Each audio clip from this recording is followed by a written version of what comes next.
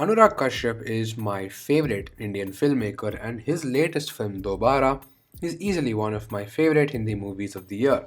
And I'm going to address that this is a remake of a Spanish film, Mirage. But Anurag had not seen the original when making this movie, which is why the movie feels somewhat like his own.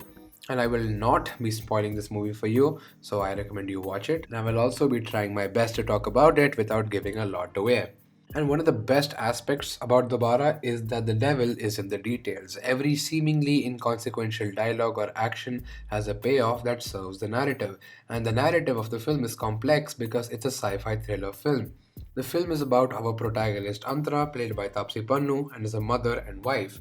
And she is able to communicate with a young boy whose fate is to die, and knowing his fate, she manages to save him, but has to face unexpected consequences. Despite it being a sci fi thriller, I would rather describe it as a thriller film with sci fi elements because throughout the film it is primarily a suspenseful thriller where the initiation of the plot is caused through scientifically supernatural forces. It's in no way a special effects heavy film, the tone, music, and filmmaking all head towards a more gritty approach. The film is beautifully shot, where the limited use of lighting in certain scenes really draws attention to the shadows and black values in a shot that is tonally perfect for the film. It doesn't always look clean and pristine, it feels dirty and natural. The environment reminded me of Gotham City in The Batman, where it's always raining and makes for some great looking shots, but also sets a certain mood for the location because the unnaturally powerful storms are what bridges the different timelines for the sci fi element of the film. And the cinematography is also beautifully weaved into the storytelling as the structure of the film intercuts between the past and the present, and we immediately understand which timeline we are in just from the way the shots are graded. The color palette of the past is a bit more yellow and feels more nostalgic because essentially it's a memory, and the present is graded a bit more blue that feels more distant because it's when Antara feels alienated from her surroundings. The movie too boasts of some fantastic filmmaking. There are many scenes where it refrains from cutting for a while. I wouldn't say it's trying to be this ambitious one take sequence, but not cutting puts us in the shoes of whichever character we are tracking, and we are allowed to register every moment and where they are. And this works most effectively, especially when we follow someone as they make their way through what's eventually revealed to be a murder, where the fixated approach of not cutting really has a payoff that feels like an emotional release from all the tension and stress that had been boiling because it's like we're with them, knowing and not knowing whatever the character knows and doesn't know. And I noticed that there aren't any close ups in this film.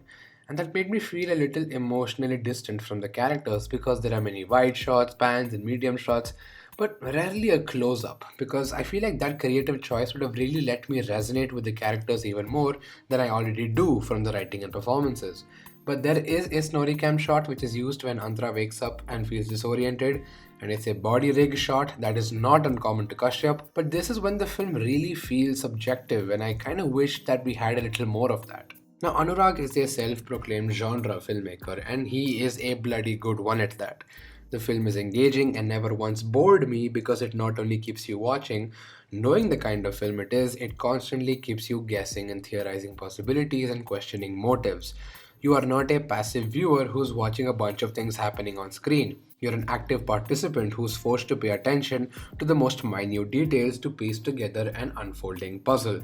And in the end, it all comes together just about right. Not only are the resolutions satisfying, they are kind of emotionally gratifying as everything that has been set up pays off. And it's a really tough thing, I feel, to pull off a film like this without being burdened by exposition because of all the meddling of timelines and alternate pasts and futures. If not handled carefully, the film could have been an exhausting mess. But despite the characters trying to make sense of the world they're in, caused by scientifically unnatural circumstances, they never go overboard and start ranting about theoretical concepts or anything. It's never too simplified, but it never becomes an exposition dump. And it primarily works because of Antara as a protagonist. We are put in her shoes as she tries to make sense of the world around her due to a certain incident, and she's an active protagonist who moves the plot forward through her actions that are emotionally driven for seeking the truth. So time travel, basically, time travel is a tool, but the characters have to be the shit that moves the. The whole plot is moved by Tapsi. Upsi's character. Like she's going through something. She connected and she knew some facts of that particular night about that boy, because of which everything gets delayed. And I also love how committed the makers were to the word Dobaaraa, which means again, which makes sense because Antara ends up reliving a day. But even the time 212 Dobaaraa has significance. Plus, even the runtime of the movie is 2 hours and 12 minutes. Now, Dobara did leave me wanting a little more. I felt for the characters, but I wasn't as connected to them as I wanted to be. The plot twists and revelations did leave me shocked and felt emotionally resonating, but I feel like it could have left an even larger impact on me than it eventually did. Antra's whole reasoning for achieving her goal is grounded in an emotional reason, but I feel like we didn't get enough time with her to be as invested in that relationship as I should have been. And the background score, while feeling intense and riveting at times, has a slight issue. There are moments when singing would break out during a scene for a very brief moment, and it just feels misplaced as there's rarely any singing happening in the movie, and it just doesn't suit this tone. And I've seen a lot of people online trolling the film because it's a remake, saying how Bollywood doesn't make anything original and all that. They're calling it a copy, and it's really frustrating because Anurag had gotten the rights to the script before the original was made, and he had not seen the Spanish film when he was making Dobara. And so, that specific reason for hating on the film, I feel, is unjustified. I wanted to do a film which is telling an emotional story in such a thriller mode, and that sucks you in. Dobara is an entertaining time at the movies and makes for a nail biting sci fi thriller. It is nowhere near Anurag's best films, and I do wish it felt a little bit more like his film.